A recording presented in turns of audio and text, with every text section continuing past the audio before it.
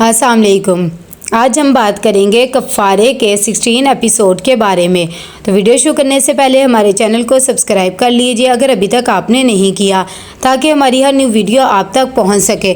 यहाँ पर शौकत साहब बहुत ज़्यादा गुस्से में होते हुए शाहिदा को कहते हैं कि इस वजह से मैं नहीं आना चाहता था, लेकिन तुम मुझे लेकर आई हो। शाहिदा उन्हें समझाती है और कहती है कि घर भी तो उसे छोड़ के नहीं आ सकते थे ना। कि थोड़ी देर में यहाँ पर आ जाती है मरीन और आकर कहती है कि कहाँ पर सालार गया हुआ है, मुझे कहीं भी नज़र नहीं आ रहा।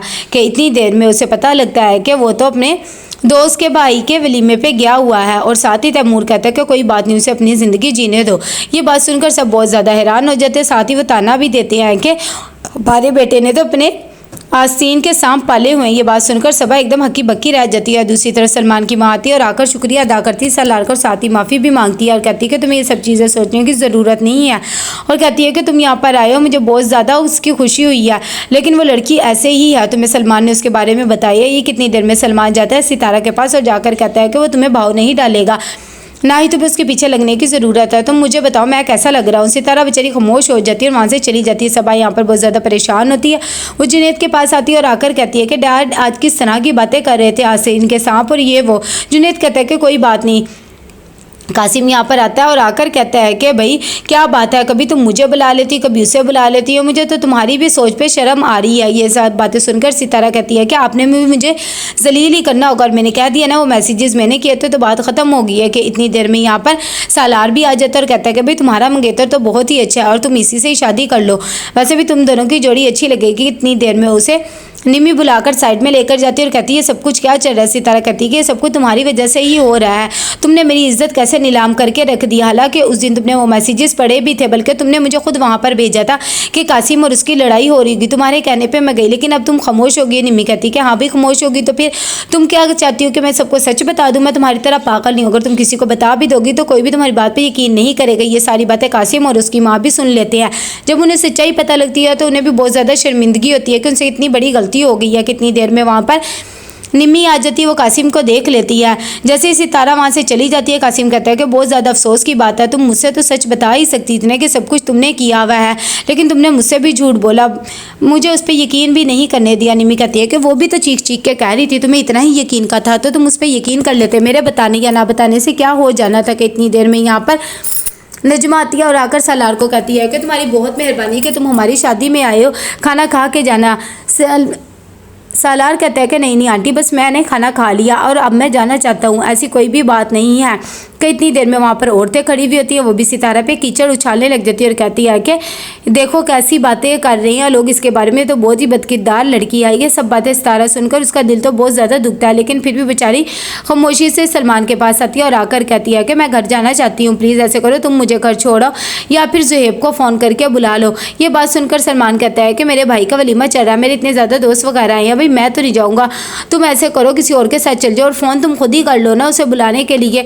ये बात सुनकर नजमा वहाँ पर आ जाती है और कहती है कि इसके पास इसका फ़ोन नहीं है, भाई साहब ने तो बहुत पहले ही इसका फ़ोन ले लिया था। सितारा कहती है कि मेरे पास फ़ोन नहीं है, इसीलिए तो तुम्हारे मिन्नतें तरले कर रही हूँ ना, वरना मुझे तुम्हें कहने की बिल्कुल भी ज़रूरत नहीं है, मैं घर जाना चाहती हूँ, बस बात ख़त्म होगी। सालार जब ये बात सुनते तो हैरान रह जाता है कि इसके पास फ़ोन नहीं तो वो मैसेजेस कहाँ से आए। वो से कहता है कि तुम्हारे पास फ़ोन कहाँ गया है। कितनी देर में वहाँ पर कासिम आ जाता है और आकर कहता है कि मैं बहुत ज़्यादा शर्मिंदा हूँ, प्लीज़ मुझसे एक दफ़ा बात तो करो, मुझे बहुत शर्मिंदगी हो रही है कि मैंने तुम पे यकीन नहीं किया है, और वैसे भी ये सब कुछ कैसे हो गया मुझे तो खुद समझ नहीं आ रहा है। सितारा कहती है कि आपको शर्मिंदा होने की क्या ज़रूरत है, वैसे भी आपने तो मुझे जलील करना है और जिन्होंने जलील करना उन्हें क्या बात होती है, जलील होने वाले के पास हिम्मत होती है और मेरे पास बहुत ज़्यादा हिम्मत है, मैं घर जाना चाहती हूँ, क्या आप मुझे घर छोड़ देंगे। जब कासिम ये बात सुनता है तो हैरान हो जाता है, कहता है कि हाँ हाँ मैं छोड़ दूंगा। सालार भी वहीं पर खड़ा देख रहा होता है कि इतनी देर में यहाँ पर तैमूर अपने दोस्त को कह रहा होता है कि बस कुछ भी करके अब मुझे अपनी बेटे को अपने साथ ही मिला के रखना है। ये बात सुनकर उसका दोस्त भी कहता है कि हाँ ठीक है, तुम बिल्कुल भी परेशान ना हो, मैं सब कुछ खुद ही हैंडल कर लूँगा। कि इतनी देर में यहाँ पर सालार देखता रह जाता है और सितारा कासिम के साथ बैठकर चली जाती है। सालार को बिल्कुल भी समझ नहीं आता कि अब वो क्या करे, उसने कासिम को क्यों उस पर फोकियत दिया। कि इतनी देर में यहाँ पर निम्मी आती है और आकर कहती है कि सब कुछ तुम्हारी वजह से हुआ ना, मुझे सब कुछ पता लग गया है कि तुमने इस दफ़ा मैसेजेस वगैरह किए थे। किरण जब ये बात सुनती तो कहती है कि तुम्हें मेरी परेशान होने की ज़रूरत नहीं है, देखो पप्पू कितनी ज़्यादा परेशान है और मेरे माँ बाप जितने भी परेशान हैं उनकी भी फिक्र ना करो तुम।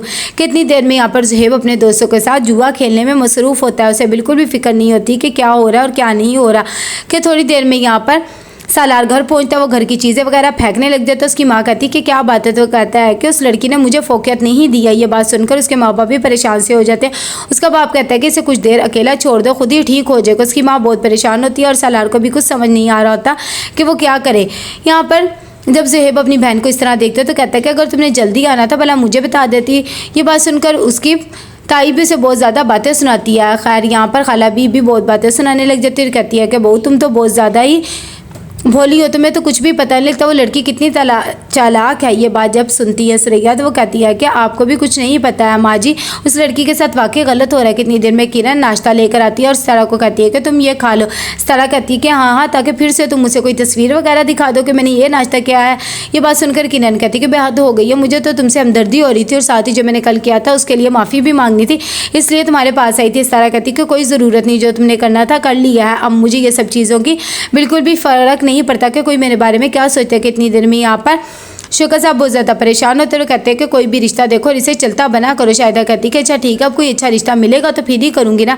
यहाँ पर शाहिदा अपनी बेटी को डांट रही होती है और कहती है कि तुम्हें तो बिल्कुल भी फिक्र नहीं, तुम्हें उसका मोबाइल दिया था तुमसे वो तक संभाला नहीं गया है और उसने मैसेजेस कर दिए। ये बात सुनकर किरण कहती है कि भाई मैं क्या करूँ, मैं तो मोबाइल रखा था, मुझे क्या पता उसने मैसेजेस कब कर दिए और किस टाइम कर दिए। कितनी देर में सारा भी आ जाती है और कहती है कि मुझे मेरा फ़ोन दो। हालांकि उसकी ताई उसे बहुत ज़्यादा डांटती है, लेकिन वो कहती है कि मेरे पे बदकिरदारी का इल्ज़ाम तो लग ही गया है और भी सब कुछ मैं बर्दाश्त कर लूँगी। सालार यहाँ पर बहुत ज़्यादा परेशान होता है, उसे सितारा की बातें याद आ रही होती है और उसे कुछ भी समझ नहीं आ रहा होता कि आखिर ये सब कुछ मामला किस तरह हो रहा है। अगली सुबह वो अपने बहन और बहनोई को कहता है कि वो लड़की किस तरह ये सब कुछ कर सकती है। हालांकि मैसेज जुनैद मैंने तुम्हें खुद भी दिखाए थे ना, लेकिन अब वो मुकर गई है, उसके पास तो मोबाइल ही नहीं था। सबा कहती है कि तुम्हें किस बात का बुरा लग रहा है, मुझे तो ये नहीं समझ आ रही कि उस लड़की ने तुम्हें लिफ्ट नहीं करवाई है, वो कासिम के साथ चला गया है। आखिर इन सब चीज़ों से सालार भी बहुत परेशान होता है, उसे खुद समझ नहीं आता कि उसे गुस्सा किस बात पर करना है। तो कैसा लगा आपको एपिसोड, लाइक में शेयर करके लाजिम बताइएगा। अल्लाह हाफिज़।